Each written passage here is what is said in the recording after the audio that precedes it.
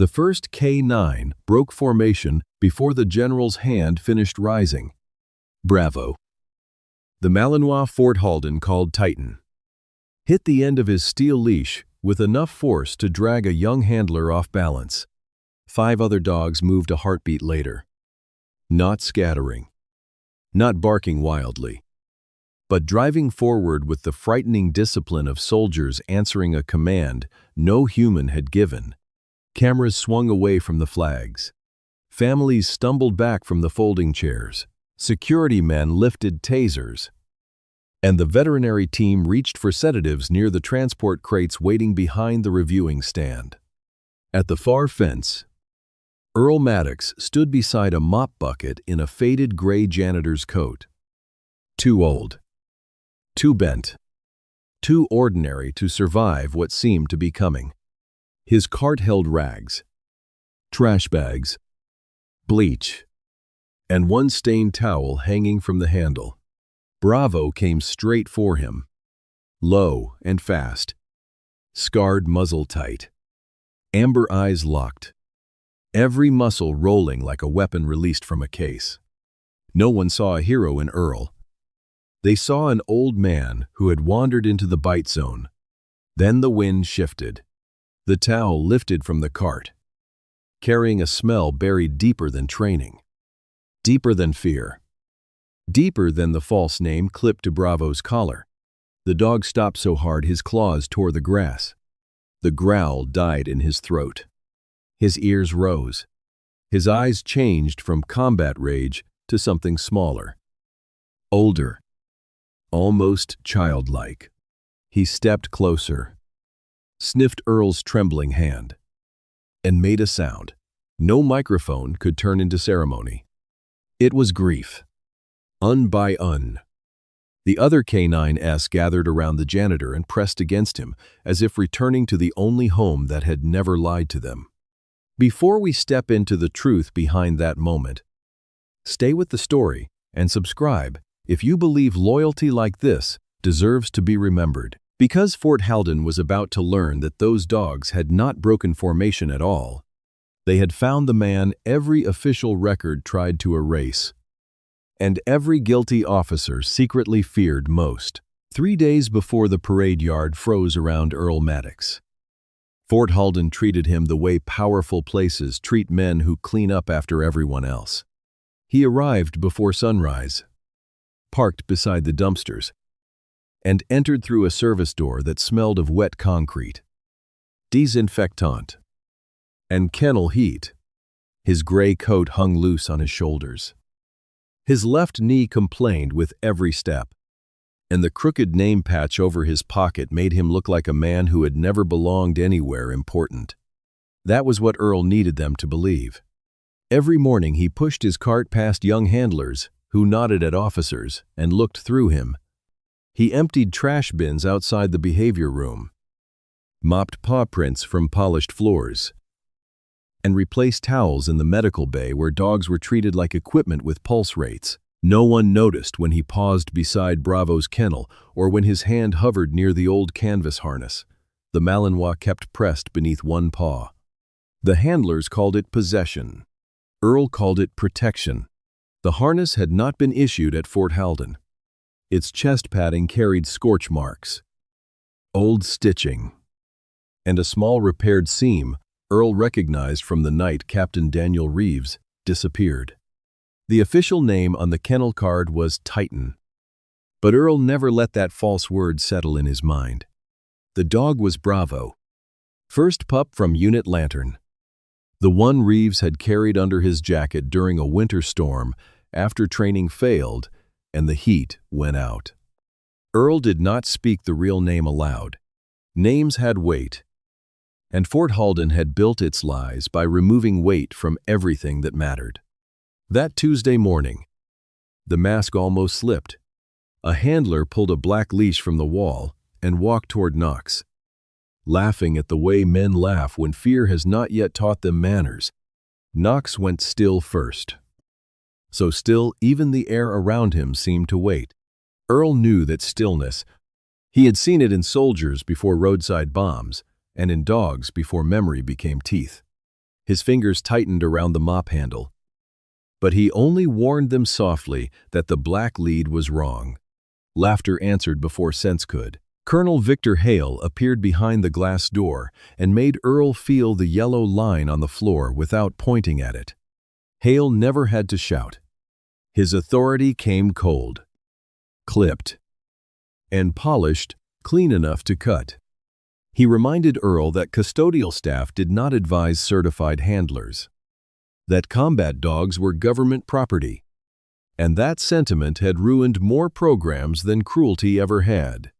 The word struck the room with practiced ease, and the younger men relaxed because the old janitor had been put back where they thought he belonged.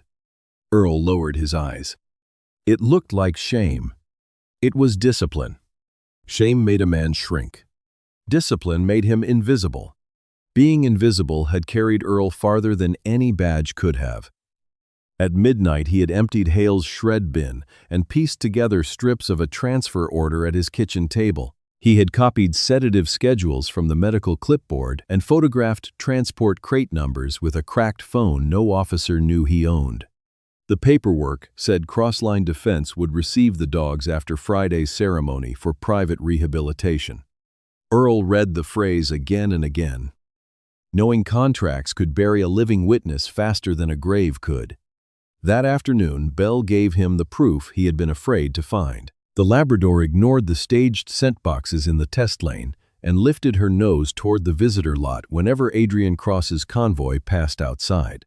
Earl followed later with a trash bag and found fine gray dust beneath the shine of Cross's SUV step rail, the kind that clung to old explosive storage cases. He sealed a sample inside a coffee filter and hid it beneath the clean rags on his cart. By evening, Earl understood the ceremony was not a tribute. It was a handoff designed to move the dogs before truth could breathe. His old whistle felt heavy in his pocket. For the first time, remaining unseen was no longer enough to save them. By Wednesday morning, Fort Halden had stopped pretending the dogs were being evaluated and started building a case against them. The behavior room looked less like a kennel than a courtroom without a judge. All white light, cameras, clipped forms, and a long metal table where 6 folders waited with red stickers on their covers. Earl moved along the wall with a trash liner in one hand and a spray bottle in the other. Invisible enough to stay. Close enough to hear the way service became liability once men wanted a signature. The first folder belonged to Bravo. Though the cover used the name Titan in thick black ink, the report called him handler reactive, possession-driven, unsafe for retirement, and recommended immediate transfer before public ceremony exposure increased risk. It described the Malinois guarding an old harness as obsessive behavior. But Earl knew better. That harness had once belonged to Captain Daniel Reeves, and the patched chest padding still held the tiny repaired seam Earl had sewn by hand before the final mission. Hidden behind that seam, or so Earl feared, was the reason Bravo had survived every attempt to strip the past from his body. Knox was brought in next, not because he needed testing, but because the staff needed proof. A young handler chose the black leash from the wall, the same color Earl had warned against the day before. Knox saw it and turned to stone. His body did not shake. His lips did not lift. He simply disappeared inward. The way a soldier disappears when the battlefield returns through one ordinary object. Then the leash touched his collar, and the dog exploded toward the strap itself, tearing nylon instead of flesh, fighting the thing that had once dragged him from Reeves's body while the captain was still warm. The evaluators marked the episode as restraint aggression. Hale watched from behind the glass and nodded as if grief had just confessed to being dangerous. Bell should have been the simplest file. A Labrador trained to detect explosives either marked a scent or failed to mark it. That was how the officers saw the world. In clean boxes checked with clean pens, they placed staged samples in front of her. fertilizer, powder, burned wire, fuel residue. All of it safe, controlled, and meaningless. Belle walked past each one. She did not hesitate until Adrian Cross's convoy rolled by the open bay door. Then her head lifted. Her nose worked the air, and her whole body angled toward the polished boots of the man who had come to buy the dogs. The failed scent asset was not failing. She was ignoring training theater and finding the real trace of explosive dust. Earl had already lifted from Cross's SUV step rail and hidden beneath clean rags on his cart. The file would call her useless because usefulness had become a threat. The other folders passed more quickly, which somehow made them crueler.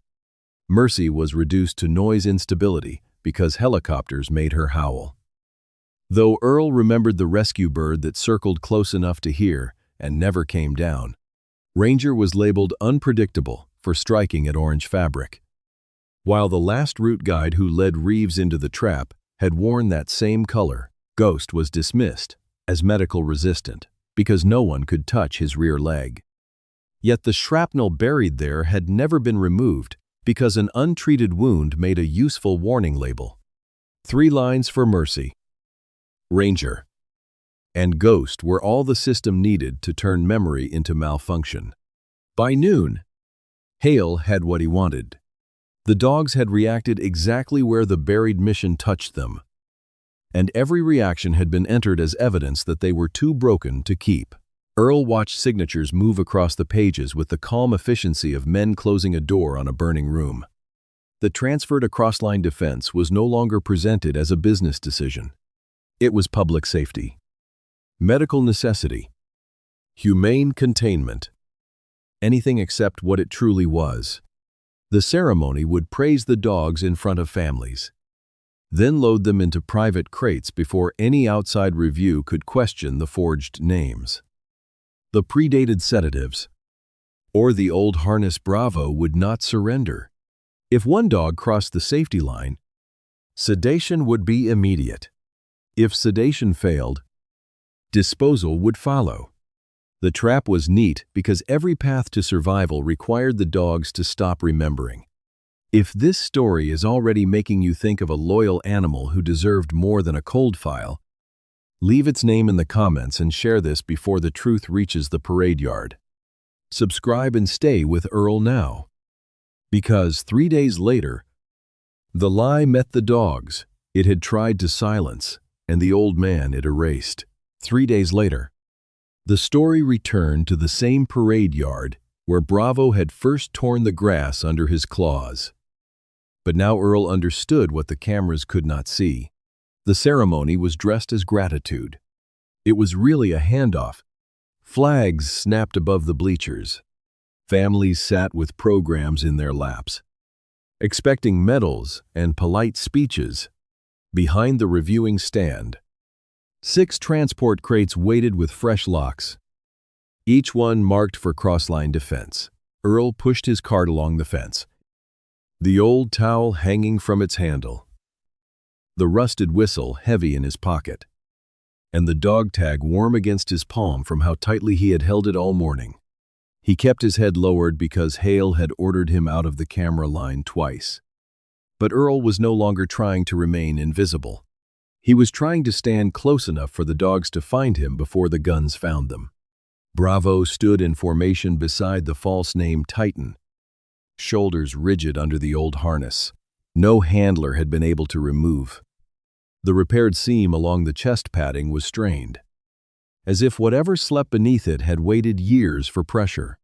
Belle stood 2 dogs down, calm except for the way her nose kept cutting through the air toward Adrian Cross. Cross looked polished enough for a recruitment poster. Dark suit, bright shoes, grieving face arranged for witnesses. But on his wrist, the field watch flashed again, and Bravo saw it, not as metal, as Reeves.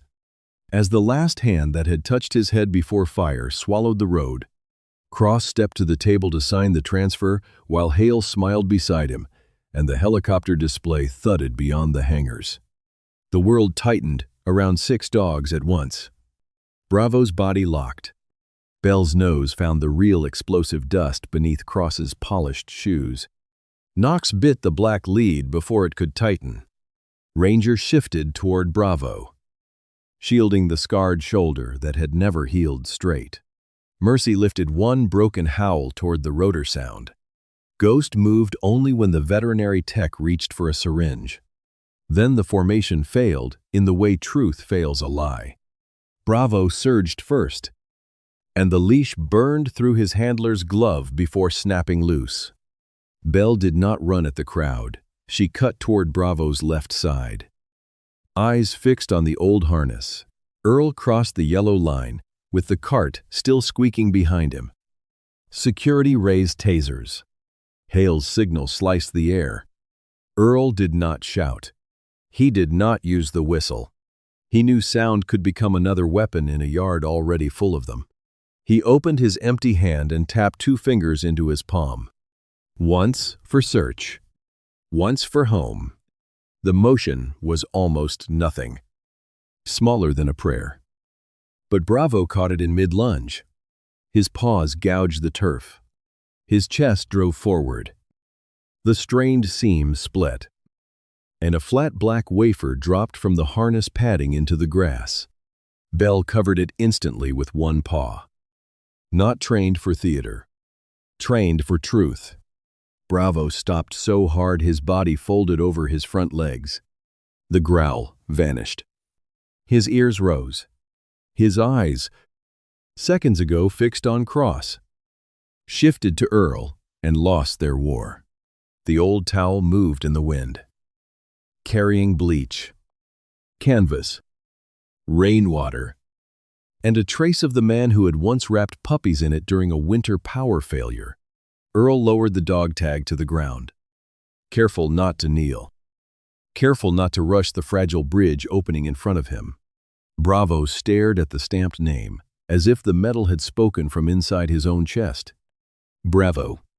Not Titan. Bravo. The false years fell away one breath at a time. He stepped forward, sniffed Earl's shaking fingers, and placed his muzzle in the old man's palm. Behind him, the others did not pile into chaos. They arranged themselves with an old purpose. Bodies outward. Wounded memories turned into a shield. Knox dropped the torn leash at Earl's feet. Ranger faced the armed line. Mercy sank against the cartwheel. Trembling, but quiet. Ghost allowed the old man's other hand to brush his injured leg. And Belle kept guarding the wafer as if she knew every lie in Fort Halden had just fallen out of Bravo's harness. Cross stopped backing away. Hale's face lost its ceremony smile. The handlers lowered nothing. But their hands shook because the dogs were not attacking. They were protecting. The crowd saw the old janitor standing inside a circle of decorated K9. And for the first time, Fort Halden looked at him as if he might have a name worth fearing. And from that silence, the buried story of Unit Lantern began clawing its way out alive.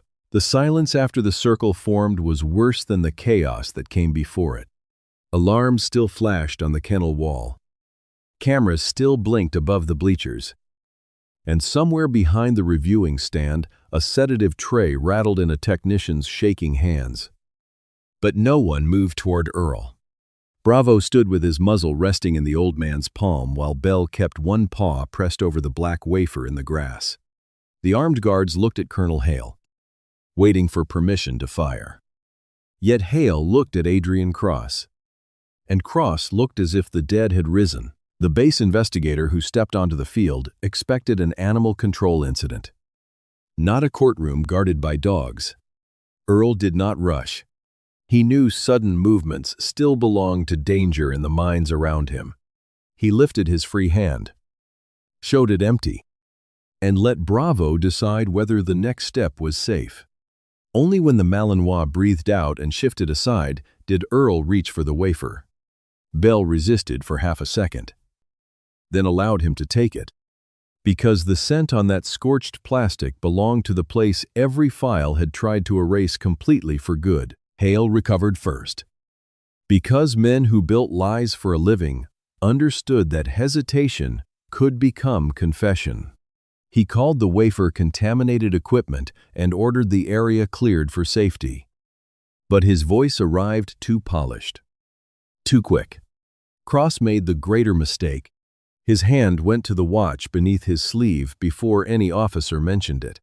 Earl saw the motion, and so did the investigator. The watch was not just a dead man's property. It was engraved inside with the date Bravo first completed night tracking beside Captain Daniel Reeves. A date no contractor should have known or possessed. Earl removed an old photograph from his coat. The paper had softened from years of folding, but the image remained clear enough to wound the room. There was Earl in uniform, younger and square-shouldered, standing in mud beside Reeves and a row of half-grown K9s wearing their original names. Not Titan. Bravo. Not disposal cases. A knit lantern. The investigator entered the serial numbers stamped on the collars into a secure tablet. And the first locked record opened. Hale's transfer documents listed the dogs under a conventional kennel, but the archive named them as a classified recovery team trained by Earl. The second record opened only after the tablet requested a trainer code that Fort Halden claimed no longer existed. Earl typed it with 2 fingers. Slowly. Because those numbers had once meant responsibility and later became exile. Static crackled from the speaker. Rotor blades beat through the audio. A dog panted close to fabric. Then Reeves's voice came through. Faint with pain, but steady enough to change every face in the yard. He identified the ambush site. Reported that the extraction signal had been delayed deliberately. And named Adrian Cross as the contractor moving stolen weapons through rehabilitation contracts nationwide. The recording did not sound like a man inventing blame. It sounded like a soldier spending his last breath on instructions. Reeves ordered Bravo to carry the harness back to Earl Maddox, because Earl would recognize the repaired seam and know which dog could confirm the explosive residue. Behind Reeves's voice came Mercy's howl under circling blades. A burst of gunfire. Then the scrape of something being dragged. Earl lowered his head when Knox whined at that sound. No one needed another report to understand what the black leash had meant in the dark for every dog left beside Reeves. The truth moved through the crowd in layers. Ranger's scar was not a training injury, but the mark of a dog pulling wounded men from a burning vehicle. Mercy's noise problem was the memory of rescue refusing to land. Belle's failure in scent work was obedience to a higher fact. Because she had ignored planted samples and found the real explosive trace on Cross. Ghost's protected leg was not stubbornness, but untreated shrapnel. Hidden because a proper surgery would have linked him to the ambush vehicle. What Hale had called instability was a map back to the crime itself alive. Hale tried to reclaim the narrative with paperwork. He pointed to predated forms, medical notations, and signatures dressed in language. But the investigator turned the pages in the opposite order. Sedatives had been scheduled before the dogs were evaluated. Transport crates had been ordered before the review board met. Crossline's contract had been approved before any dangerous behavior was recorded. The false names had not protected secrecy. They had severed the dogs from unit lantern, so no widow, inspector, or forgotten trainer could connect them to Reeves's final message. The evaluation had not discovered broken animals. It had manufactured them. Cross broke before Hale did. He stepped toward the transport crates. Not running yet. Just testing whether uniforms would still make room for money. Bravo lifted his head from Earl's palm. He did not snarl. That was what frightened Cross most. The dog simply watched him with the calm of a witness who no longer needed rage. When Cross turned, Ranger moved once, blocking the path. and the guards finally aimed at the man instead of the animals. The watch was removed from Cross's wrist, opened, and logged under Reeves's name. Cross had no legal reason to possess it ever. Earl should have felt victory. But belief arriving late has a cruel weight. He stood inside the circle of dogs, while families cried in the bleachers and young handlers stared at the leashes in their hands as if seeing them for the first time. The man they had called Janitor had not controlled the K9s with magic or sentiment. He had given memory permission to stand without being punished. By sunset, Fort Halden's parade yard had become something no ceremony planner intended. A place where witnesses, one erased trainer, and one dead captain forced the living to listen at last. Mid-dawn, Fort Halden no longer looked like a place that had planned a ceremony. The flag still hung above the reviewing stand, but the chairs were overturned. The transport crates were wrapped in evidence tape, and the grass where Bravo had stopped at Earl Maddox's feet was guarded like holy ground. The 6 K9s were not drugged, caged, or shipped away before sunrise. They slept in the command trailer with doors open and armed men outside, not to contain them, but to protect the evidence they had carried longer than any officer cared to admit. Bravo refused every handler until the intake officer crossed out Titan and wrote his true name in black ink. Only then did the Malinois lower his head onto Earl's boot and close his eyes. Justice came quietly at first. It came through investigators opening locked drives, matching Reeves's final recording to missing shipment numbers, and tracing cross-line defense contracts through years of private rehabilitation programs that were never meant to heal anything. Adrian Cross was arrested before noon, still demanding a lawyer, while the watch from Captain Daniel Reeves was sealed in a clear evidence bag. Colonel Hale lost command that same day. His office door, once polished and feared, was taped shut while military police removed boxes of altered evaluations, predated sedation orders, and transfer forms signed before the dogs had ever stepped into the behavior room. Earl watched it happen from a folding chair. Bravo pressed against his knee, and felt no joy in seeing powerful men fall. He only felt the late, heavy ache of truth arriving after good people and loyal animals had already paid its price. Reeves's family arrived under escort that afternoon. His widow carried herself like someone who had practiced being strong for so long that tenderness felt dangerous. Beside her stood a boy old enough to understand grief, but still young enough to hope a dog might remember what adults could not explain. Bravo lifted his head when they entered. He did not charge, did not bark, did not hide behind Earl. He breathed in the cedar soap that had clung to Reeves's deployment letters, the cotton scent from a jacket kept in a drawer for too many years, and the quiet sorrow of a home that had been forced to mourn an incomplete story. He touched his nose to the widow's palm, then rested his muzzle against the boy's chest. In that moment, no camera mattered. The dog did not return Reeves, but he returned something the lie had stolen. The certainty that the captain had been brave, betrayed, and loved until his final breath. In the weeks that followed, Fort Halden changed in ways no speech could fake. The red stickers came off the files.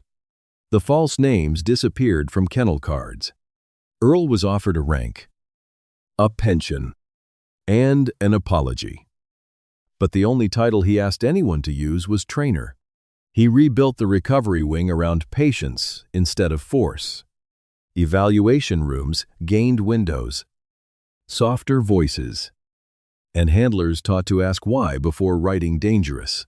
The dogs healed at different speeds. Rangers stopped guarding every doorway. Mercy learned that distant rotors could pass without stealing anyone. Ghost walked after surgery without flinching. Bell taught young handlers to trust the truth beneath a scent, and Knox accepted a blue lead that never dragged him away from love. Months later, After a warm rain, Earl sat on the porch of a small house beyond the training fields. Bravo slept at his feet with Reeves's dog tag tucked under one paw and the rusted whistle resting on the table beside Earl's coffee. The other dogs moved through the grass during their weekly visit, loose and bright and unhurried, no longer forming ranks, unless play made them tumble into one. Reeves's widow had signed Bravo's retirement papers, naming Earl as guardian. Not because she wanted less of her husband in the world, but because his last order had trusted the old trainer above every uniform. Earl watched Bravo breathe and understood that justice had not erased the past. It had only stopped guilty men from owning it. When Earl tapped twice on the porch rail, Bravo opened one eye. He did not spring up like a soldier awaiting command. He sighed, placed his head back on Earl's boot, and slept. For the first time, he did not wake to protect the past. He slept because the past had finally been protected. Thank you for staying with this story to the end. If Bravo and Earl earned a place in your heart, leave a comment for them. Share this story with someone who believes loyalty still matters. And subscribe to support the channel and follow the next K9 story waiting to be told very soon.